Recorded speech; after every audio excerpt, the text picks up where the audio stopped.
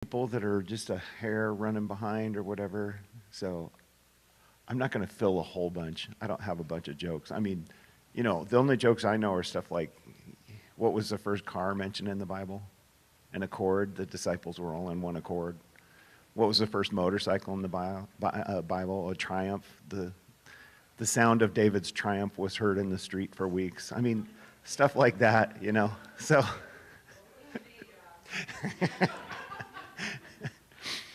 so with that, though, I will open us up in a word of prayer and then just introduce Dan and Kathy. Gracious Heavenly Father, we thank you for this night.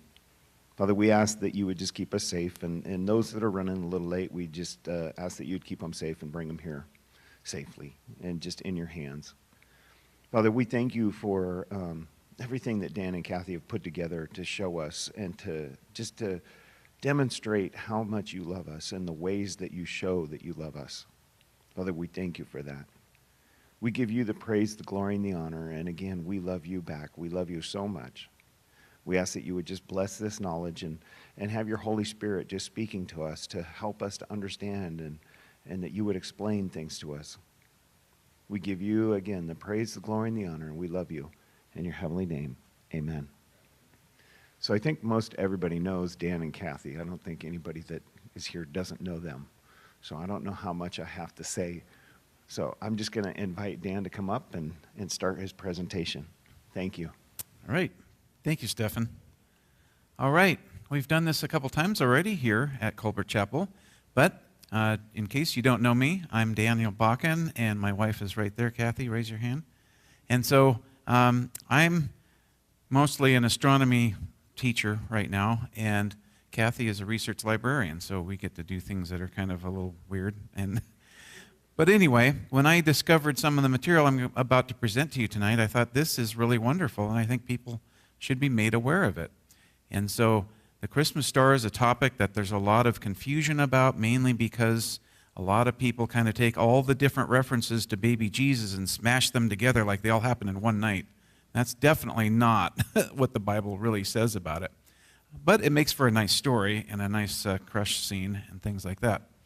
So we're going to be talking about the Christmas star primarily, but we're going to touch on the related issues as we go through it.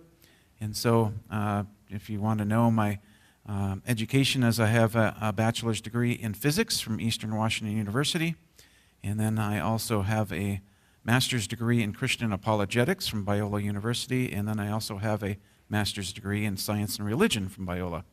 So hopefully I'm qualified to be up here for a little while. And Kathy, as I already suggested, she has a master's degree in library science, and she was a reference librarian, so she contributed several things as well. So let's get started. And something's not right here. Okay, what's up? Maybe that? All right. All right, there we go. Unbeknownst to theologians, there was a fourth wise man who was turned away for bringing a fruitcake. Okay, and it's rumor has it it's still circling around, so you never know what you might be getting. Anyway, but beknownst now to us, there was that fourth wise man. Anyway, we don't know how many wise men there were. The Bible just says there were 3 gifts. Most likely there was a lot more than 3 wise guys, okay? Because the entire city of Jerusalem was all talking about these people showing up. So I don't think it was just 3 guys. So anyway, so the Christmas star. So throughout the centuries, of course, many people have wondered, well, what was that star? And lots of people have suggested things. And this is great, but unfortunately, a lot of people didn't really have much knowledge as to what it might be, especially when it got to be hundreds of years later. So was it a supernatural light or event like the Shekinah glory or some other act of God? I mean, that still is possible today. Or was it a physical phenomenon, kind of like a comet or a supernova or some other object in the sky that's possibly moving or not? Or maybe it was a UFO. Of course, that's probably the most popular reason today if you watch the History Channel. And so, of course, it's got to be aliens, right? Everything that we can't explain in the Bible is aliens. I don't think so. Anyway, and there it is. That's what it was. So let's take a look at what the Bible says about the stars. So we're going to take a little really quick view at what is in the stars. And something happened up there, guys. I don't have the monitor back there anymore.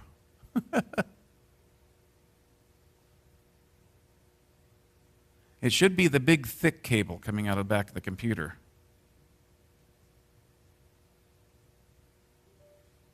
Okay, maybe that was it. There we go. Okay, now I can see too. Signs in the heavens. So in Genesis 1, let's start at the beginning. In the beginning, God created the heavens and the earth. As almost all of you probably know this.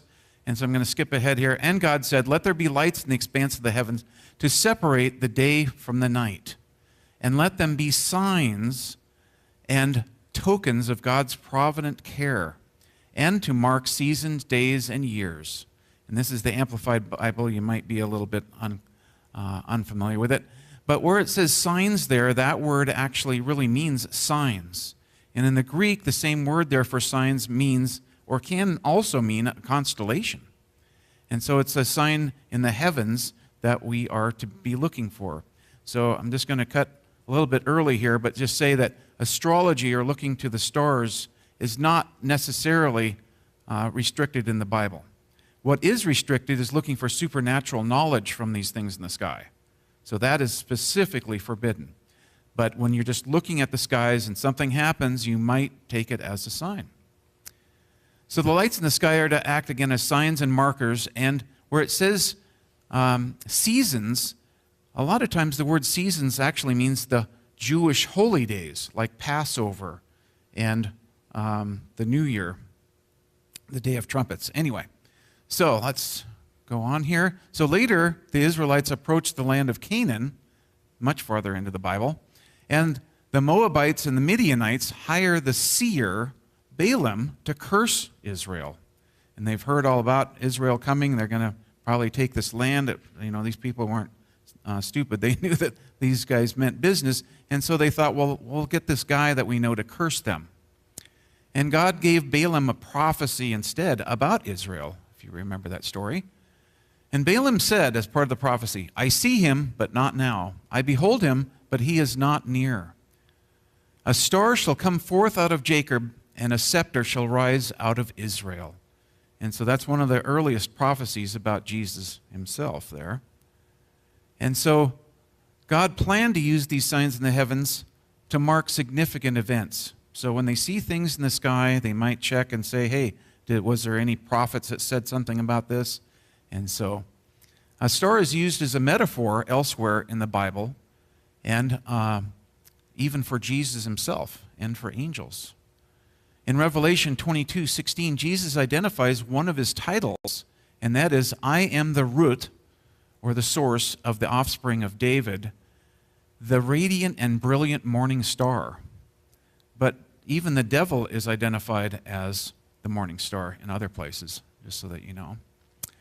But of interest in the heavens was strong amongst the most ancient peoples, including the Jews. Now, one of the reasons that you needed to look at the sky in ancient cultures is that you needed a way to time when you planted your crops and when you would reap them.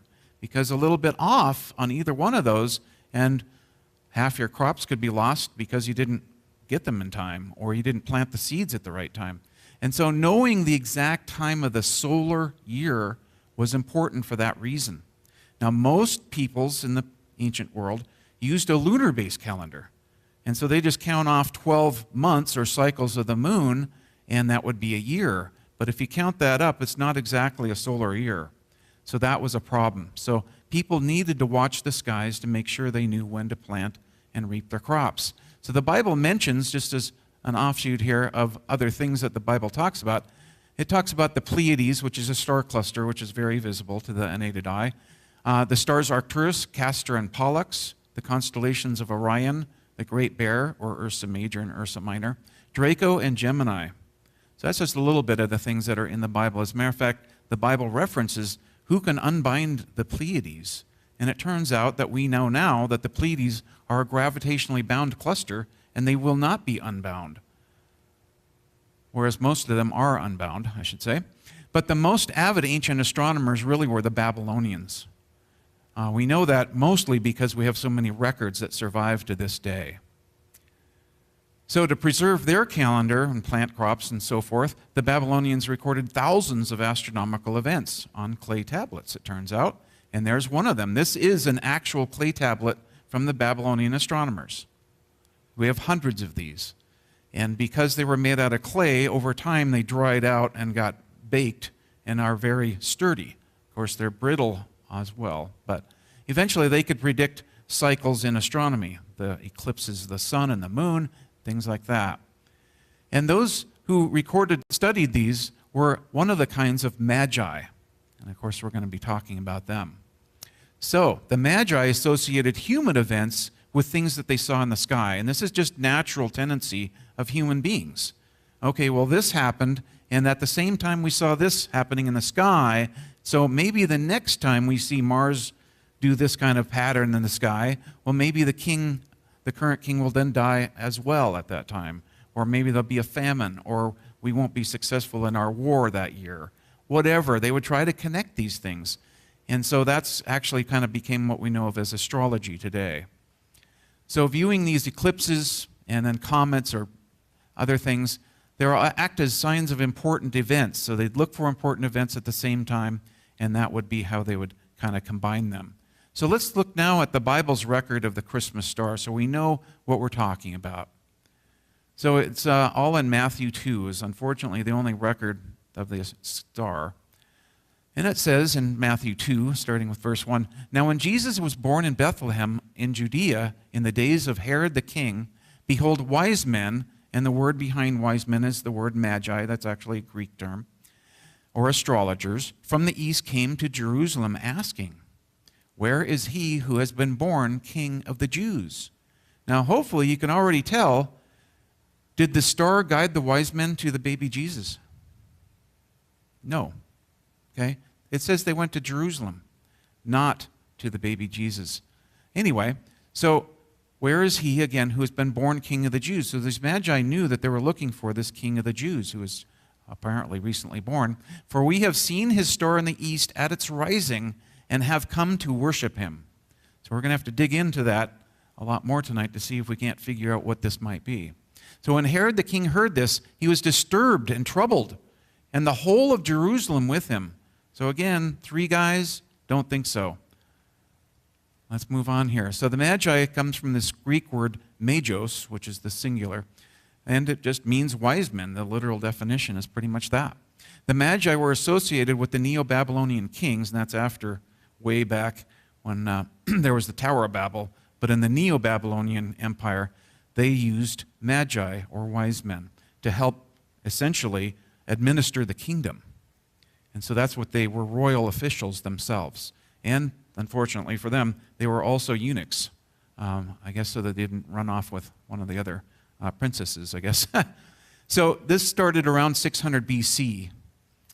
And then the empires who took over after that, and we read in the Bible, of course, the empires that took over the Neo-Babylonian Empire.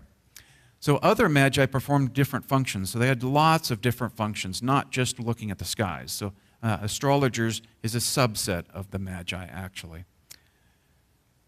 So, not all the magi were Babylonian.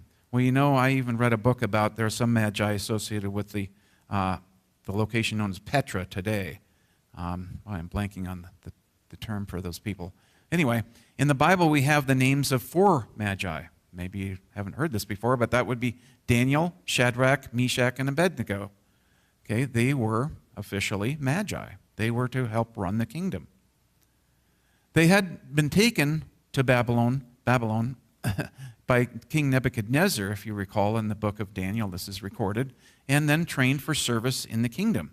What they would do is they would find young boys who showed great aptitudes, and then they would specifically mark them for service in the kingdom. And so even these kings would even look for people from the conquered areas that they had conquered. So the young boys there would also could be taken, and this is the case here. The Magi were also seen as the first to recognize Jesus as the Messiah and to understand the promise of eternal life through him. So the early Christians then, after a little while, and these would be the ones in Rome specifically. They saw this story, the Magi, as a sign that Christ's salvation was predicted and open to the whole world, not just the Jews, but to non-Jews as well. And so these early Roman Christians, who were very much the pagans, or what word am I looking for here? The non-Jews. What's that? Gentiles. That's probably the word I'm looking for. Sorry. So anyway, they saw this story of the wise men as being very key to their ability to be part of the kingdom of God.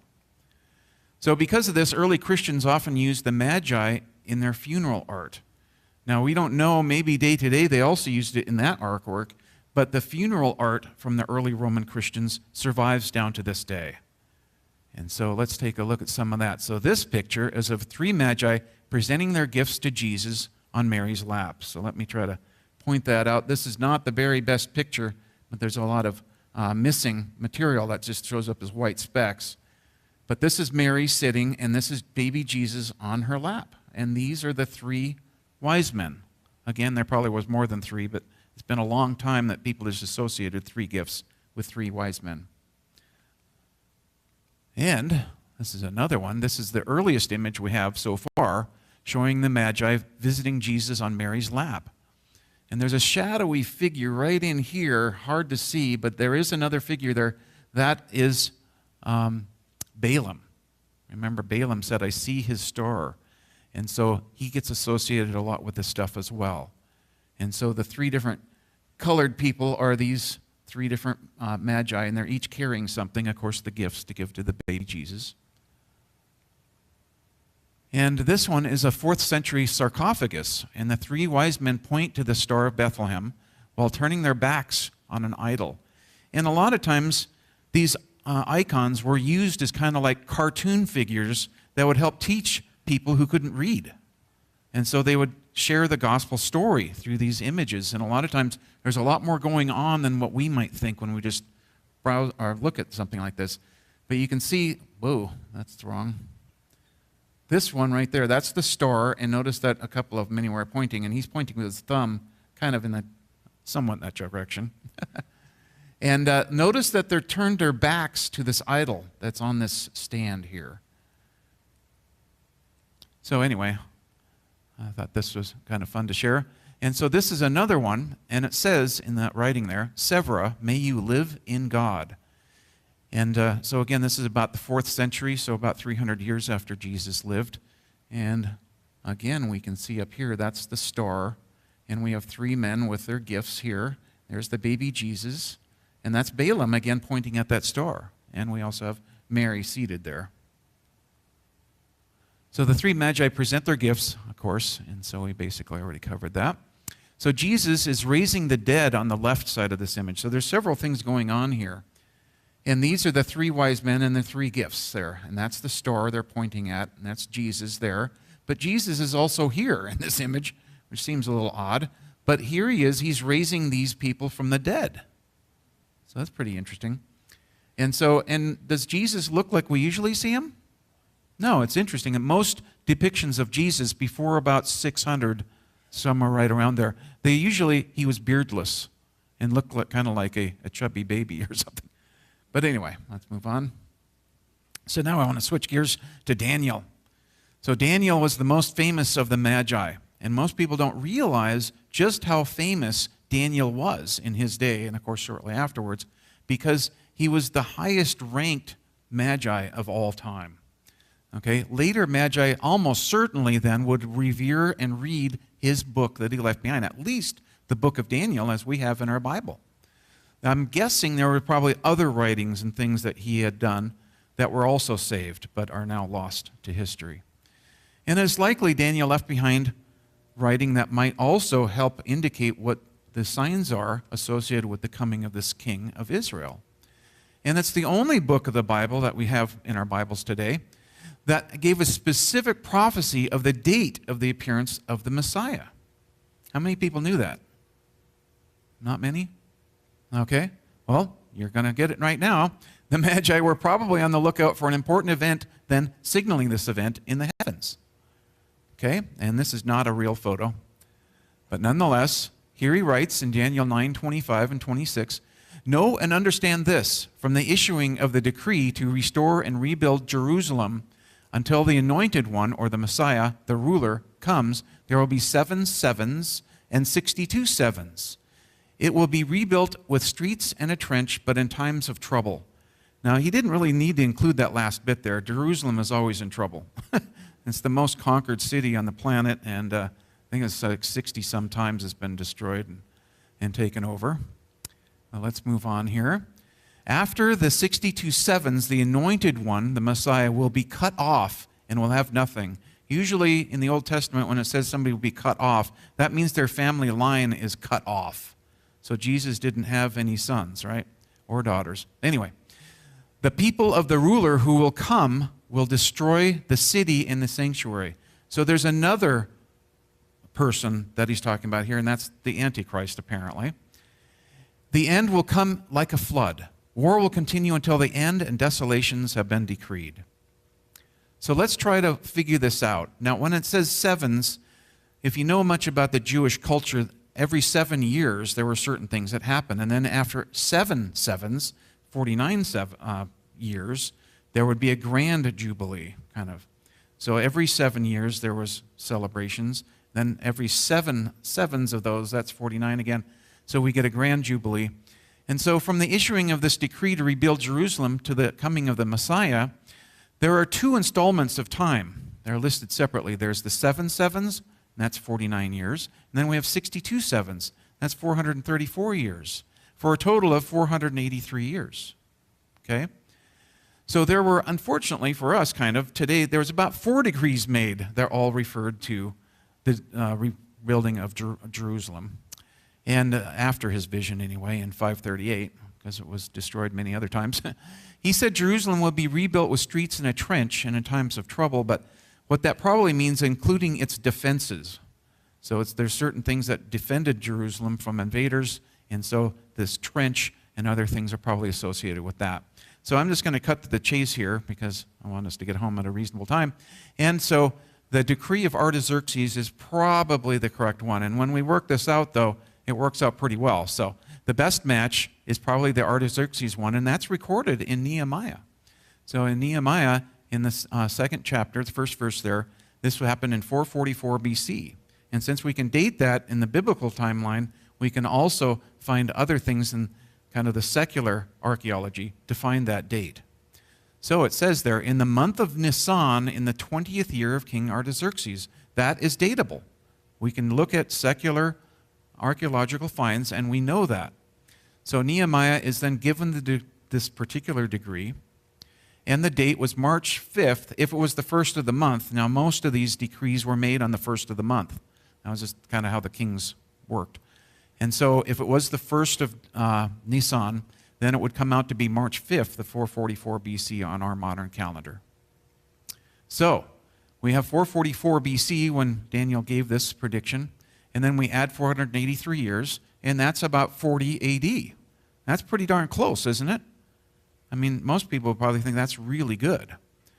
But to be accurate, though, most of you probably know that the Jews reckoned a year as typically 360 days. Not every year, because they had a certain system to deal with the days left over so that they'd all work out in general.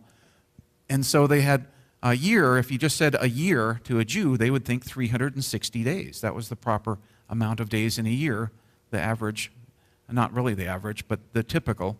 And so we have 360 days of these 483 years, so we need to multiply that out by days. And that way we can kind of get a little more accuracy here. So that number of days, if you multiply it out, is 177,880 days. So we take this and then we divide out by the number of days in a solar year, which is 365 and a quarter approximately. And that equals 476 years and then this leftover. Okay? Well, we can actually reconvert that back into days, and that's about 25 days left over after the 476 years. So now we can date that with this decree, and that turns out to be March 5th of 444 BC plus the 476 years, and then there's no year 0, so you have to take 1 year off for that, And this turns out to be March 30th of 33 AD. And that's almost certainly the date of the triumphal entry of Jesus into Jerusalem. That was the first time he publicly admitted he was the Messiah. Up to that time, he always told people, don't tell anyone if you know. But now he publicly accepted worship as the Messiah. So pretty amazing. The Magi would have known that 30 was the age of spiritual adulthood. It's also the age at which you could become a rabbi or a teacher. Okay? And remember that Luke said he was about 30 when he started his ministry, right? So they could then surmise then that this anointed one would be born about 30 years before this triumphal entry date, right? So that's when they're going to start looking, approximately that time, looking in the sky and at whatever else Daniel may have left behind, telling them when this Messiah or king, ruler of Israel would come. And so this would be why the Magi were looking at the approximate time of the birth of the king of Israel. So even though this date showed them when the Messiah would show up, again, within 30 years of that, maybe even a little more to be sure, they would be looking for signs, some important signs. And boy, did they have one, okay? So most secular researchers can't explain this timing. I mean, they just kind of go through pretzel-like shapes when they're trying to explain why these wise men or astrologers were looking at the sky at this time, because that's not when, of course, Jesus was publicly known as the King of Israel. And Josephus and other extra-biblical texts also tell us that there was high expectations for a Messiah at this time. So we know that there were a lot of Jews that kind of read the signs from Daniel and other things and knew that this was the approximate time. Even though the actual priests in Jerusalem seemed to be asleep at the switch, there were people apparently understanding what the time was. In fact, in Romans 10, Paul argues that the Jews did know the Messiah had come by quoting Isaiah 53 and then Psalm 19 together. So it's a little bit murky there, but scholars, when they look at this very carefully, they think that that's exactly what he's trying to say, is that the Jews should have known that they should have been looking at that time when Jesus was born, and they missed it. So they state that in the heavens had announced the arrival of Jesus, but that only foreigners noticed. Okay, at least they're the only ones recorded as knowing. So in addition to Daniel's prophecy, we have some other clues in the Bible about the time of Jesus' birth. So Luke records that John the Baptist, who is actually Jesus' cousin, was born 6 months before Jesus. Did most of you know that? It's interesting. There's a 6-month gap there between John was born first and 6 months later, Jesus. And so John's father was Zacharias, and most of you probably remember that story. He's serving in the temple because he's of the course of Abia, and there was 24 courses of these priests. That was King David actually originated that system where they had so many people in the Levite line that they couldn't all serve at the temple all at the same time. There's too many of them. So he cut them into 24, they called courses.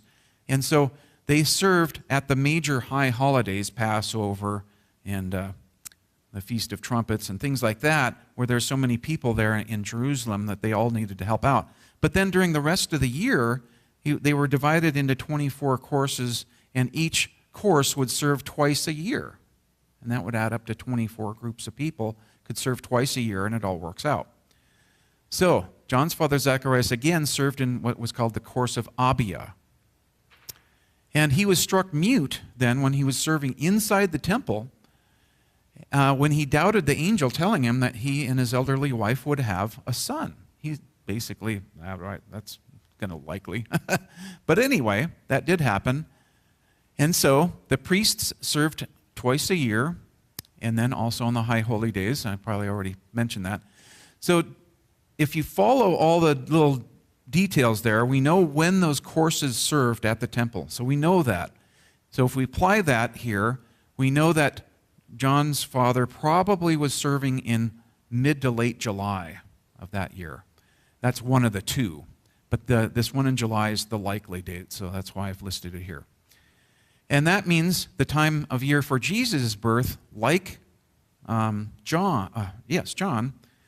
they're both going to be born sometime in the fall or sometime in the spring, roughly. So if one is born in the fall, the other one in the spring, or vice versa. Does that make sense? Okay, so John probably was born in March or April, and Jesus probably was born September, October-ish. So if you like December 25th for the birth date, sorry to burst your bubble there, but for other reasons, it probably isn't right. But don't worry, I'll hopefully redeem myself here later. So the fall, again, is much more likely since the census that Luke records, remember Luke said there was a census, that it would have been almost certainly conducted in the fall.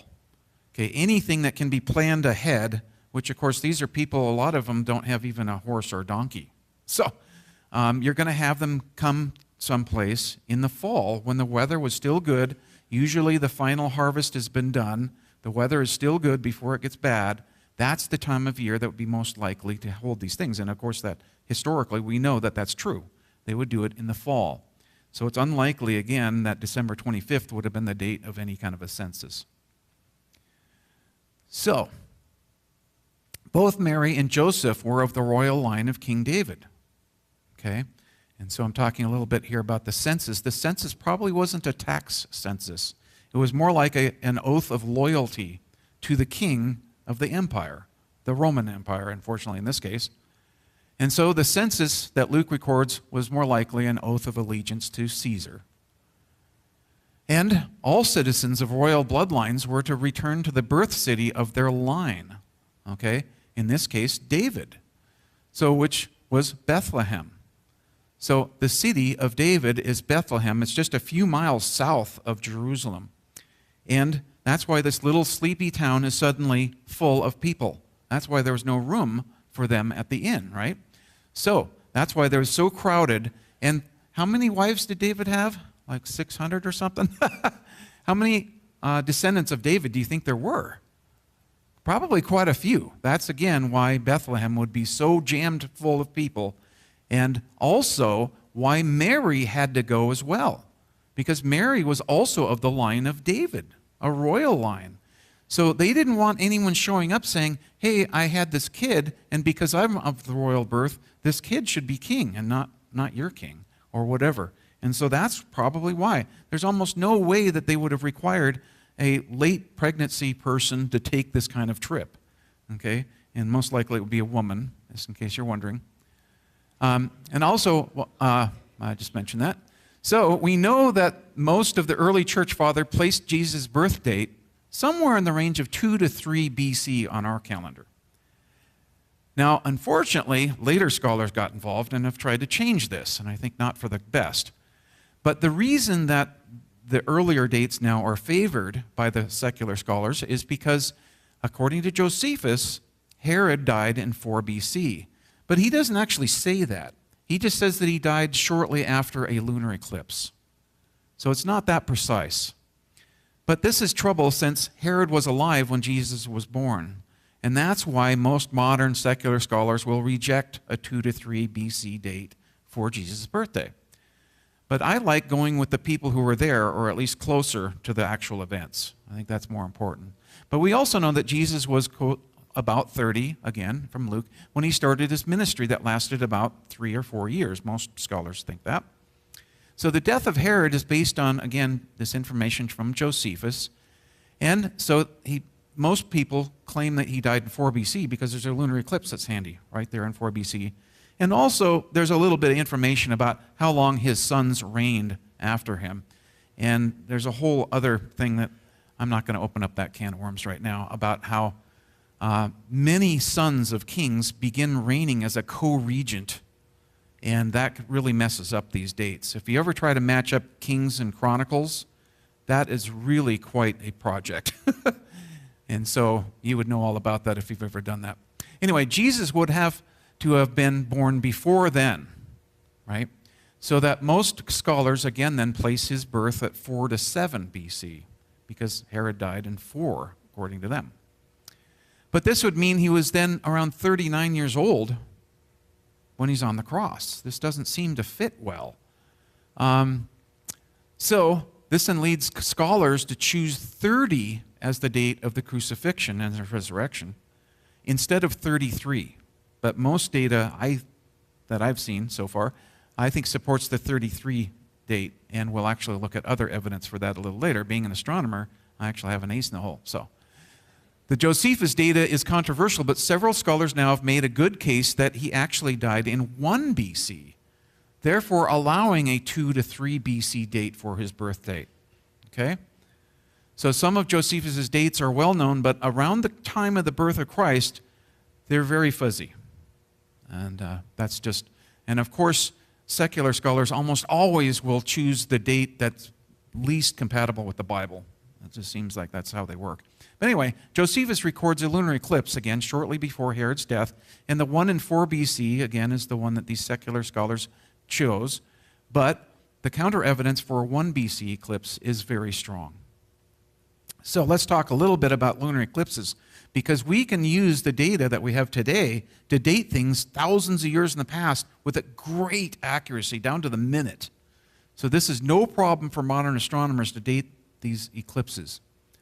So the lunar eclipse in 4 BC was only a partial lunar eclipse. That means the moon did not completely enter the shadow of the earth during this full moon phase. And that doesn't knock it out, but it is interesting. When we look at the one in 1 BC, which I believe is more likely, it is a very good full total lunar eclipse. And Herod was a megalomaniac. And when he died, he wanted the biggest funeral procession in history, literally. And so that's a key that we need to keep in mind when we're trying to date which one of these lunar eclipses fits best. Because there was a lunar eclipse sometime probably in the spring or early part of the year, and then there was time for Herod to actually pass away, and then we had to have plans set up for this huge funeral procession, and then Herod records Passover. Now, Passover is not that late in the spring, okay? So we have a very narrow window to try to pack all this stuff into. So the church fathers and the 33 AD crucifixion, of course, match a birth date in 2 or 3 BC best, just to remind you. And so let's look at this lunar eclipse as I've simulated in this animation.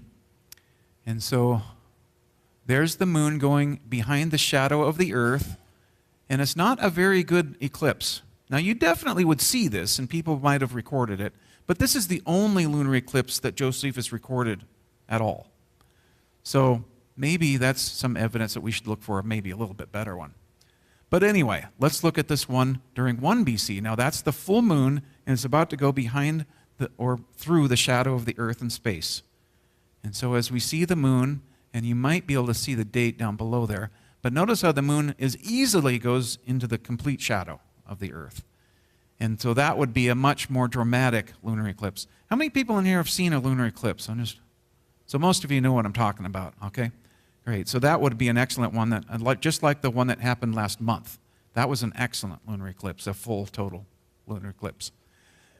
And let's talk now about the other lunar eclipse. I decided to kind of slip it in here while we're talking about lunar eclipses. But you might remember in the book of Acts, Peter gave this sermon during Pentecost, very well known. And he quotes from Joel, the book of Joel, about the day of the Lord. Okay, he mentions the sun turning dark and the moon turning to blood. Now, the moon turning to blood is the ancient name for a lunar eclipse. It doesn't mean that the moon becomes a literal drop of blood in the sky. A lot of people who make fun of the Bible will say that. No, that's not what they meant. They knew exactly what it meant. It means the moon turns the color of blood. Okay? So, we don't have a natural explanation yet, so far, whatever, for the sun turning dark during the crucifixion. But the sun did apparently turn dark for 3 hours while Jesus was on the cross. But then where's this moon turning to blood stuff? When Peter quotes Joel, he says, "As you yourselves know." So that means they saw the darkness during the crucifixion, but what else should happen? There should be a lunar eclipse to match that, because he quotes it and says, "You yourselves know this, you've seen it." And so there was a lunar eclipse seen on the night of the crucifixion in April 3 of 33 AD. But we don't have a lunar eclipse. They're not that common. There is no lunar eclipse in the date on 30 AD. And so that's why I think I have that ace in the hole, okay? And so we can actually watch this. We can simulate this. And so there's the full moon in the sky. And it's actually not a total, but it is better than the one in 1 BC. And see, it's probably about 75-80% covered there, so it's still a pretty good one. So, let's turn our attention now to what the star may have been. So were there any interesting astronomical events that might have caught the attention of the Magi? Now remember, these guys are looking at the sky every clear night. Okay, so they're not going to be, people that are watching TV all night. They're going to know the sky very well and understand the cycles of the sky and things like that. But it would have to be something interesting enough that would cause them to want to take this big journey to Israel, Jerusalem, right? And so it probably took months to prepare and then actually make this journey, and camels at best, probably, no Land Rovers. And so it probably took them several months to see this event in the sky, whatever it was, and then get to Jerusalem. And that would, of course, be, we think, in 2 to 3 BC. The Magi said in the book of Matthew, "We have seen his star in the east at its rising and have come to worship him." Okay. So Herod asked them when the star first appeared to them. Okay, most people think, oh, well, there's this new star and it appears in the sky. But that's not necessarily what they're talking about, because they studied the sky and knew the sky overall very well. So when the Magi were on their way to Bethlehem, now they're in Jerusalem, and then they're told Bethlehem is the right place to find this newborn king. And it's just about 5 to 7 miles due south of Jerusalem. And so it says there, the star which had been seen in the east in its rising went before them until it came and stood over the place where the young child was. Now there's a couple of things here to notice. It says young child. That is definitely not an infant at this point. So unfortunately, you're going to have to take out those 3 figures in your creches now. They did not visit the baby Jesus. But also, it's very interesting, the star which had been seen in the east in its rising, and I think that's actually a special thing that astrologers even 2,000 years ago would find very significant. It's probably what we know of today as a heliacal rising, and I'll have to explain that. But anyway, so what does it mean? Again, the star is seen at its rising. So most stars and the planets, they rise in the east. Just like the sun does every day, the stars and even the planets rise in the east as they're rising whenever time it is, and then they set in the west, some 12 hours or so later. But scholars think it means the heliacal rising. And so this is the first visibility in the morning sky of any object, it can be a star or a planet, that seems to be coming out of the glare of the morning twilight. So as these stars and planets move, the sun is moving to the east faster than them, and so you'll start to see just a hint of seeing these stars or planets coming out of the solar glare of the morning twilight. And so when they first see that, that's the heliacal rising. And heliacal means sun, so it's leaving the solar glare, essentially. And so it's usually, they get hidden by solar glare for 2 to 3 months on average. So Jupiter, you'd see it every night, and then as it's moving along in the sky, it's actually moving to the east among the background stars. But as it's doing so, the whole rest of the sky is actually seemingly moving to the west, setting a little earlier every night.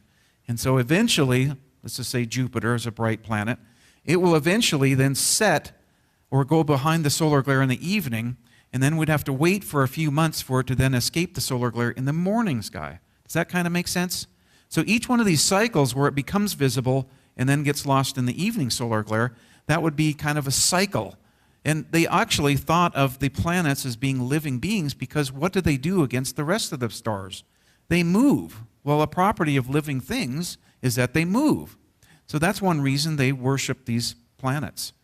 So Jupiter, of course, is the one, I mention it because I think that's the object that they were talking about. But we'll see that Jupiter did many other things which made it very special, that cycle of its, quote, life. Okay? So it would die when it would be lost in the solar glare and rise again, in a way, in the morning sky in the morning, towards the east. So, and that was one of the times the Magi did their observations. They did an evening observation and they did a morning observation. And this is just after twilight in the evening and just before twilight in the morning. So whatever stars or planets were visible at that time were considered important. So whatever constellations or stars, and then also the planets. And because they move against the background stars, they were more important, and so they really did keep track of that. So the star also had to be, of course, visible to the unaided eye. They didn't have telescopes or binoculars or anything like that. And they had to be something distinctive that did not appear every year or few years. I mean, if they're going to make this trip, that's going to be expensive. They're not going to just, go off half-cocked for some silly reason. And something so dramatic and unusual that the Magi took it as this sign. This was a very dramatic sign, and another sign that we're going to talk about.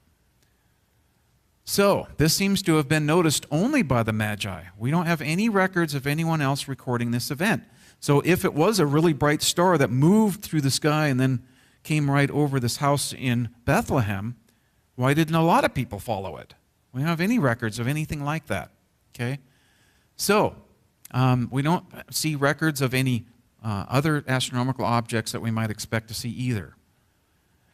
A close look at Matthew 2 does not seem to imply that the star was a supernatural event. Now, I believe the timing was, don't get me wrong, but it seemed to be a natural thing in the sky. And things rise in the east. Helicopters don't necessarily do that, or things like that. So, I don't think it was a supernatural object, but I think it was supernatural timing and what it does here. So we haven't even got to the best stuff.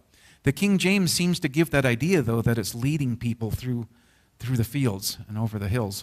It says, the star went before them until it came and stood over where the child was. And that's a fine translation. I'm not trying to knock it, but let's take a look at a more literal transliteration here. The star which they saw in the east went before them until coming, it stood over where the child was. So it reads a little more stilted that way, but the word stood is from the Greek word histome, and it means to appoint, place, put, or set, to fix, make firm, or establish, to cause something or someone to keep its place or to sustain. So many of these might actually be applicable here where it's used. And to the Magi, the star was still in the sky. And I'll have to unpack this a little more. The star had to be in the sky for at least 6 months or more since they first saw this star. If you look at what's going on here, during the months they first see it, and then there's some months where they prepare, and then they actually go to Jerusalem first, and then they're in Jerusalem probably for a while, and then they head to Bethlehem, very close by, but it is south. And then they saw it again during that trip. And there's something special about it and what was going on with it that could be why this is explained this way. So, but this can rule out many different explanations. Anything that doesn't last long enough in the sky just won't count. Okay? And that includes many of these alternate explanations. So the star was behaving as a normal object in the sky. I don't think there's any hints that it isn't. And so it's not a UFO or a helicopter, okay? And note specifically that the Magi had to ask for directions in Jerusalem. So they didn't know where to go from Jerusalem, did they? But they found him in Bethlehem. And so that's not guiding them like most people imagine, unfortunately, kind of. But the Greek word used for star there is aster, okay? And you can probably think of many words that start with that same prefix, asteroid, astronaut, things like that. That's why they're all related.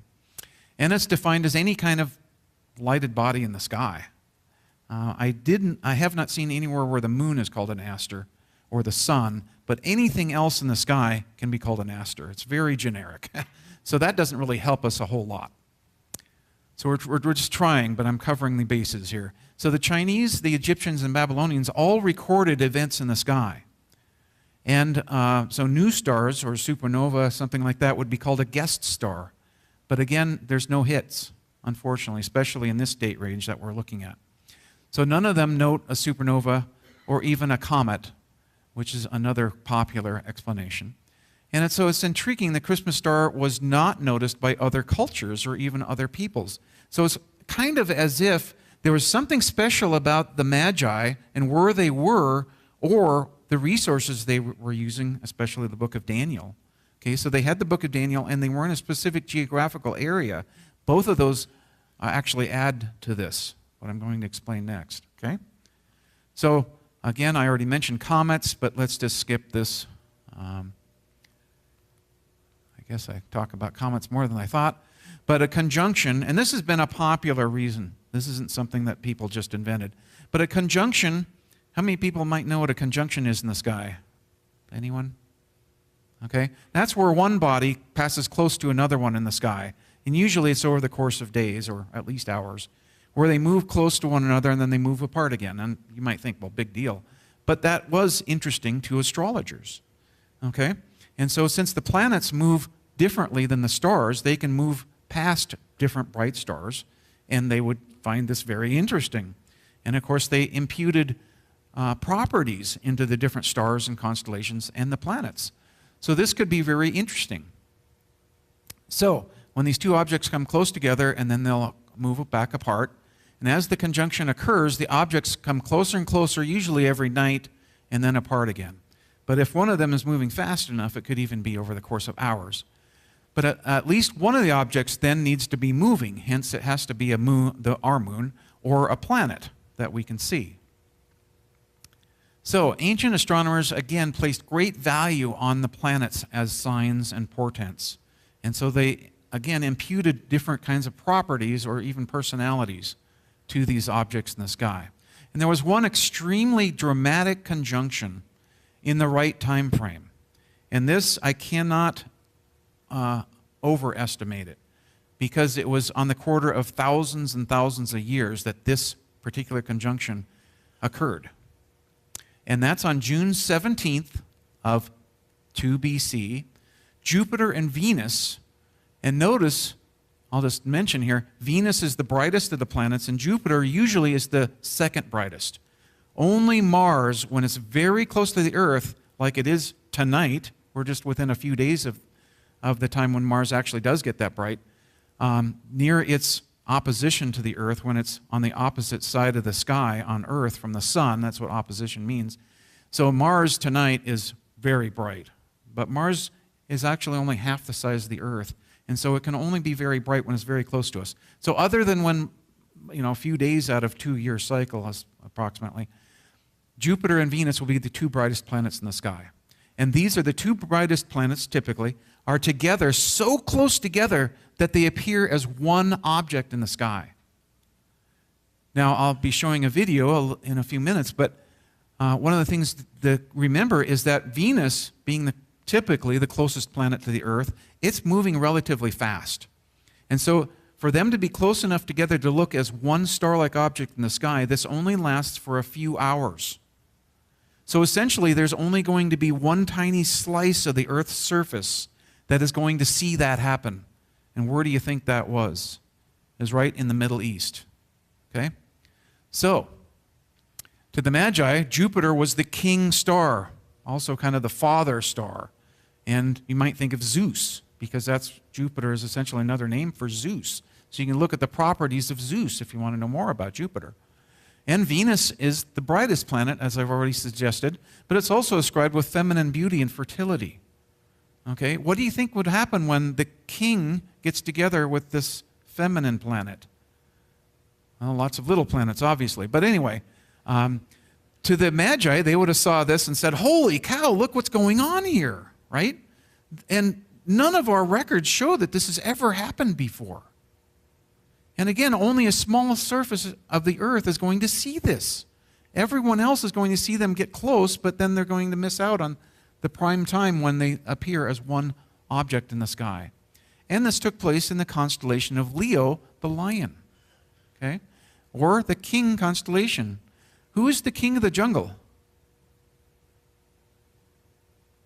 Wow, did you miss out on Sesame Street? The lion is the king of the jungle, right? Well, this is the constellation of the lion. So, of course, it's the king constellation. That's a very ancient saying. This is not recent at all. So, Leo was known to the Jews as Judah. Remember, that's even one title for Jesus, the Lion of Judah, right? How can this be more obvious, right? So, both Leo and, of course, Judah are a lion. So, this is a simulation of approximately what it would look like. And I just want to point out that this is Venus and this is Jupiter.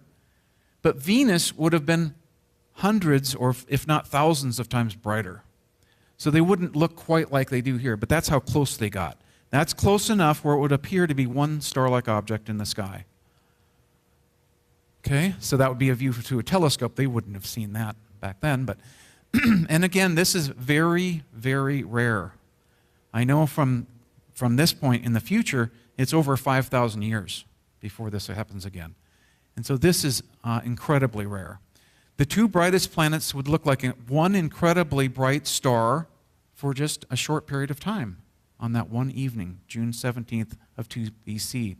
So let's take a look at this. This is an animation that I was able to produce. If you look in the lower left corner, you can see the date and the time there. It's kind of small probably up there, but in the middle we have Jupiter, and in the lower right, that is Venus. And again, Venus would be thousands of times brighter than it is in this animation. But let's take a look at this. So this, you can see the blue background. This is twilight. So this is also assuming we're in Jerusalem. And so this is the right place to be. So there comes, of course, twilight is going away, and Venus is getting closer and closer to Jupiter there, and the stars are coming out. And this is getting very late. Actually, I don't know what that was. It's some kind of error. But anyway, when it gets to the closest, it actually is just about setting. Okay? And this is just a more naked eye view. The lines you see in this image are constellation lines. And so we'll just watch this as it would appear to the unaided eye. So we see these constellations setting in the west as they do. This is the way the sky works in the evening. And then we have, well, I guess that doesn't help. But anyway, there's Jupiter and Venus setting right there. So, do you want to watch that one again? Let's do it one more time here. So those, everything's setting, looking towards the west there. You see that really bright object there. That's Jupiter and Venus together. And it's in the constellation of Leo the Lion there. All right. So, keep in mind the Magi were watching for the birth of a ruler, a king. And again, all this symbology with kings. And the event took place in the context of a large astronomical event that the Magi were also certainly watching. I can't prove it, but almost certainly they were keeping track of the planets. I mean, that's just one of the natural things they did. And so Jupiter was doing something else as well during this time. So it's not just here with Venus, it's also doing something else. So in 3 BC, Jupiter, the king star, entered the constellation of Leo. So Jupiter goes around the sun about every 11 years, and so as it's doing that, it appears to enter a new constellation every year, approximately. And so at this time, Jupiter entered the constellation of Leo. And then in late 3 BC to 2 BC, remember BC dates kind of go down, not up, Jupiter executed what astronomers call a retrograde loop just above Regulus, which is the brightest star in Leo. And the brightest star of a constellation is also important to astrologers. And it was known as a royal star. Not only is Leo the king constellation, the brightest star in that constellation also has royal connotations. As a matter of fact, Regulus, its name, comes from the same root word for regal, royal. Okay? This triple conjunction, so Jupiter passed close by with Regulus 3 times in a row, which is unusual. And so you can almost say it crowns Regulus. And so we'll watch an animation here in a second. A conjunction of Jupiter and Venus also occurred at the beginning of this triple conjunction with Regulus. So Jupiter here is doing a bunch of things that's relatively rare, and have it all happen in one cycle is pretty darn rare. So then there was this dramatic conjunction, which we already checked out there on June 17th of 2 BC. Again, that was in Leo. And at the end of the triple conjunction with Regulus, that's when it happened. So let's look now. I'm probably going to have to take a little bit of time to explain this. But right here, you can see this is Leo, the lion. Okay? There's Cancer, the crab, and Gemini. And here's the sun, and you'll see the sun move by actually a few times as Regulus, or I should say Jupiter does this.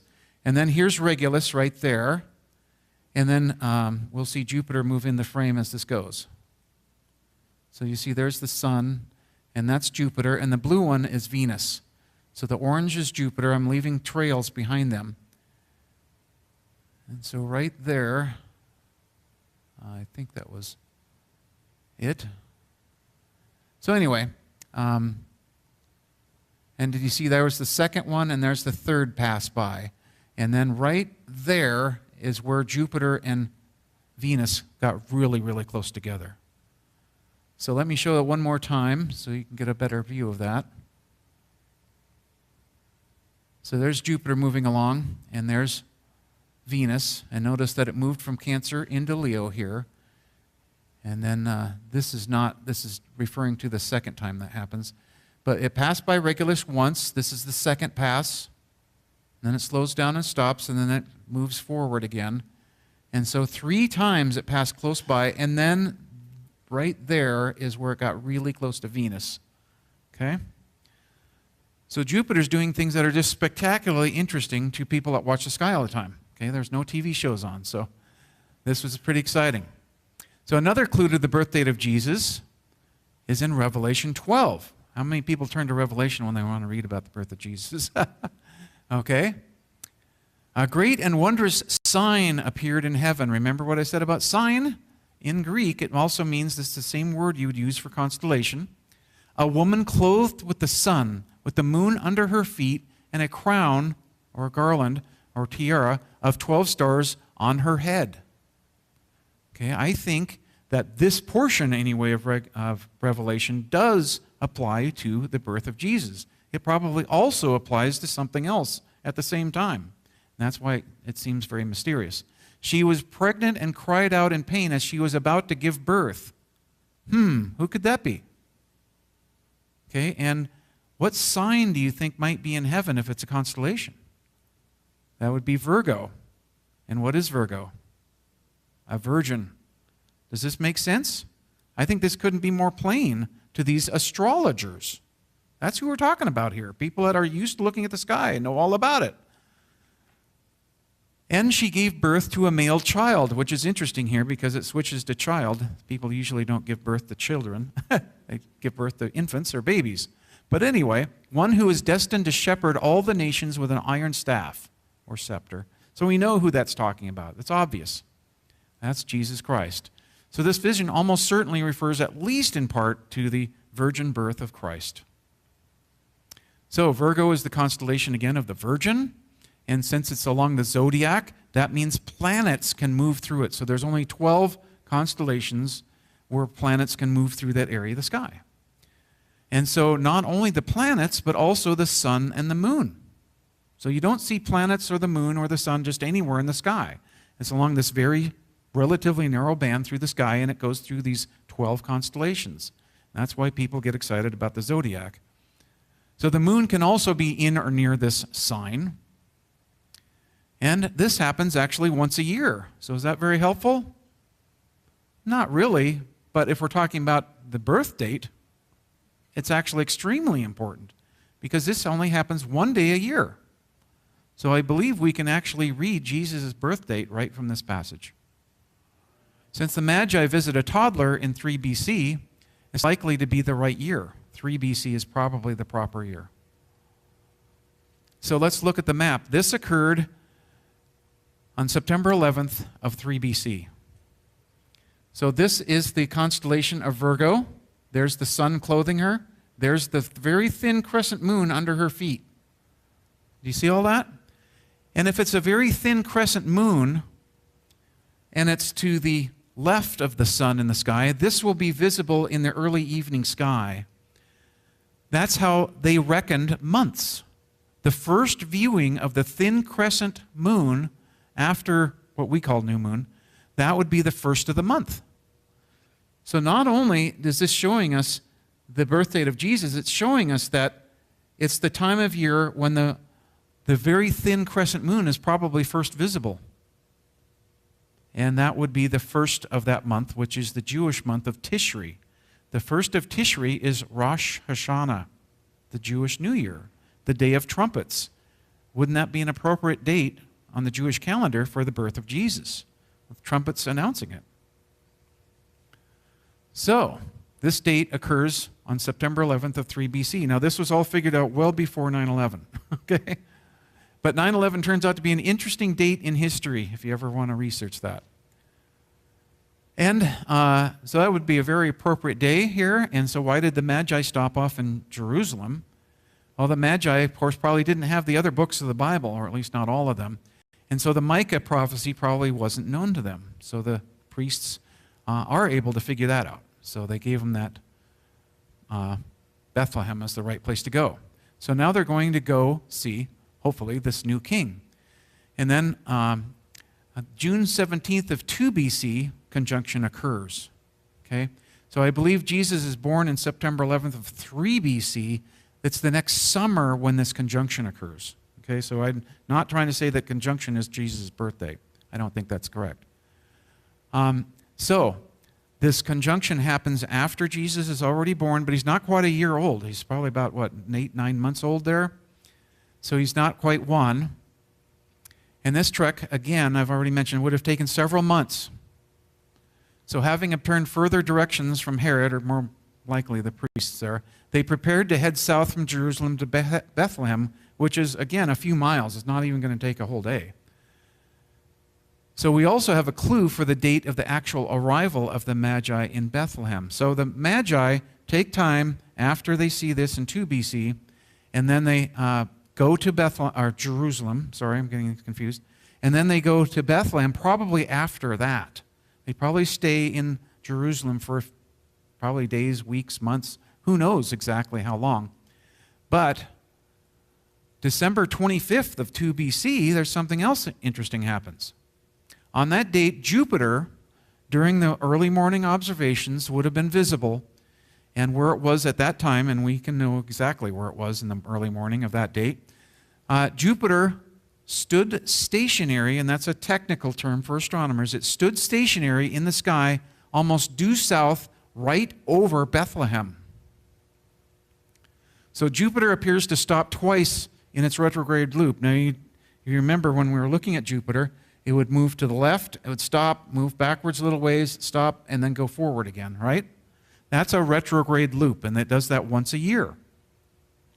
So when it stops twice in that motion back and forth, astronomers call that date that happens stationary. You can also say it stood still. It stood still right over where the young child was. Is this making some sense here? I think that's telling us that that's exactly what Jupiter was doing. And then we notice the Magi, it's recorded in Matthew, that they're overjoyed to see this star again. And what is it doing? It's stationary. And they would have watched the sky and knew exactly what was going on there.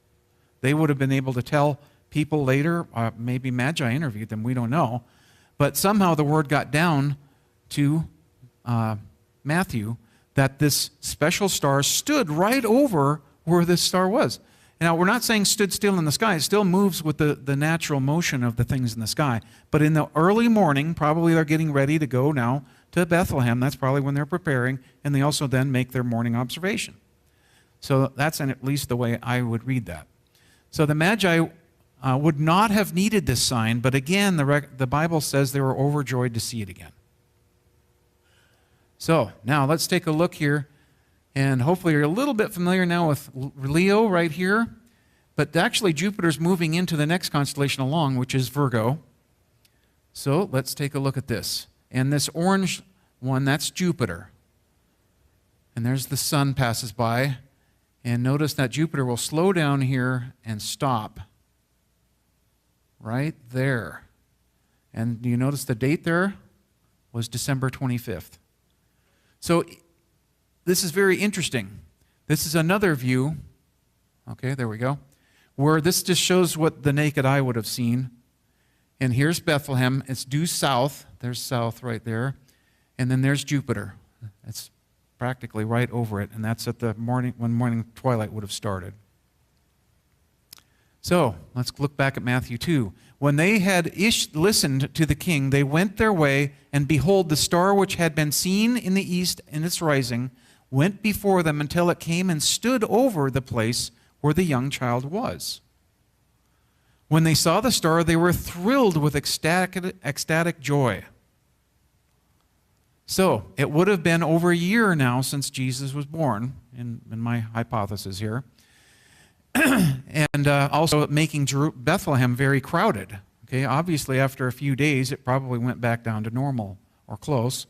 And now that's over a year after that.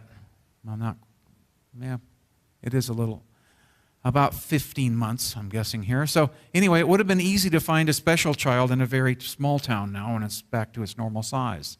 And so they probably only had to ask 2 or 3 people before, oh yeah, Mary's talking about this special child. So in fact, the Bible also uses the Greek word there for toddler. Again, it's not baby or infant, when describing the time of the Magi's visit. So we already have covered that. So I'm going to just list here at least the highlights chronologically. Okay? So we have in probably late July of 3 BC, we have Jupiter does its heliacal rising. This is probably the date that Herod was asking, or at least the way the Magi understood what he was asking. So that would be when Jupiter first appeared in the sky for its current cycle. Okay? So then August 12th of 3 BC, we have not the special conjunction, but just a normal conjunction between Jupiter and Venus. Then September 11th of 3 BC, I think would put in the Revelation 12 fulfillment. Okay? And then September 14th, we have Jupiter and Regulus does its first of the 3 conjunctions. Then we have December 25th of 3 BC, Jupiter is stationary. Now this isn't the one where the Magi were heading towards Bethlehem. That's coming, but I just wanted to add that in. And then we have February 17th of 2 BC, Jupiter and the Regulus conjunction. That's the second one of those, plus it's on full moon, which would have been significant to astrologers. May 8th of 2 BC, Jupiter and Regulus, the third conjunction, also on full moon. Then we have June 17th of 2 BC. This was the super conjunction. This is the one that's incredibly rare, okay? And the people that did see it saw an amazing event, of course. And then a little later on, we have on August 27th of 2 BC, Jupiter, Mars, Venus, and Mercury are all very close together in the sky. Not super close, but close together in the sky. That may have made some difference to them as well. So the wise men presented Jesus with their gifts of gold, frankincense, and myrrh. And these were traditional gifts of subject peoples to their ruler king. So these were people of royal lineage themselves.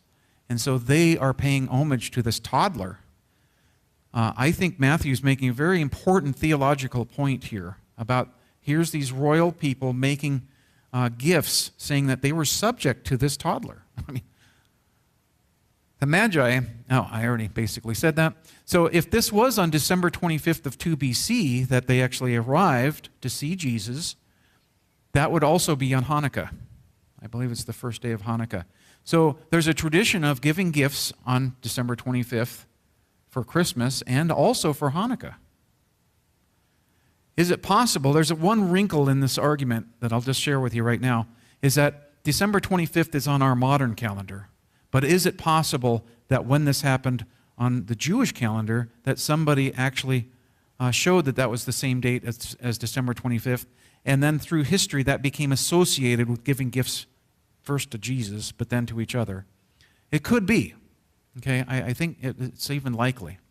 Because December 25th came from somewhere, and it's not right on the winter solstice, which most people just say, well, that's close enough, and people in the past, they don't know anything anyway, they probably couldn't figure it out. No, they knew it exactly.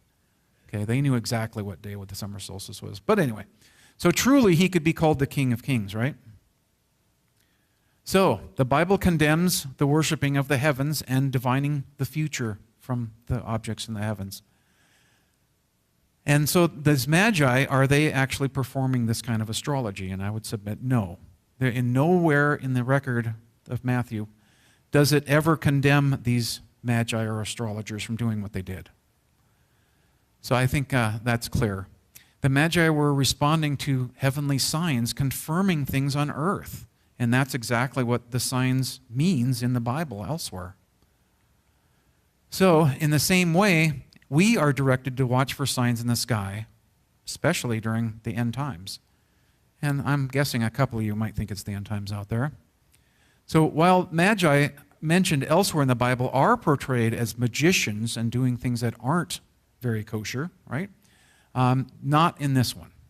And finally, not all Magi focused on the skies. There's only a small percentage of the Magi probably were doing this. They had to run the entire kingdom, after all. So the Star of Bethlehem was very likely Jupiter. And I've noticed that people are kind of a little bit depressed. Oh, Jupiter, that's all? No, it's what Jupiter did and made it so special.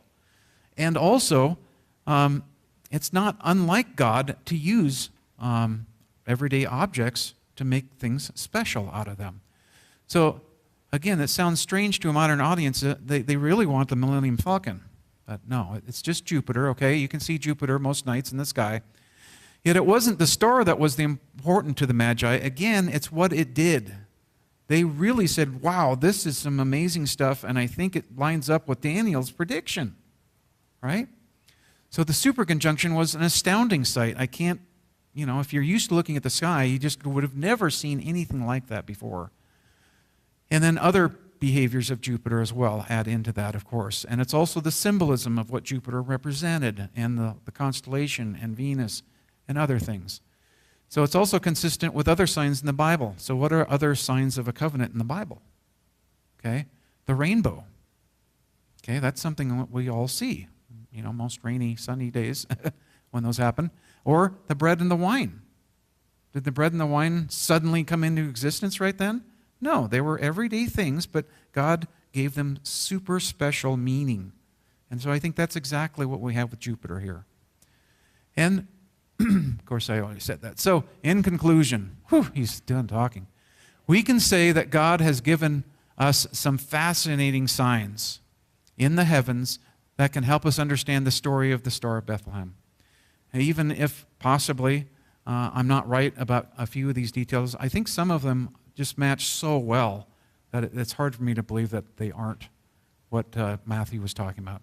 And we've also learned that the biblical narrative, it's historically credible, isn't it? There's nothing fascinating. There's no UFOs flying around here.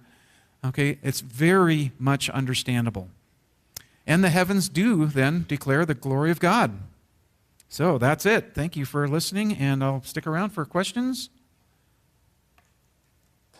All right. Thank you.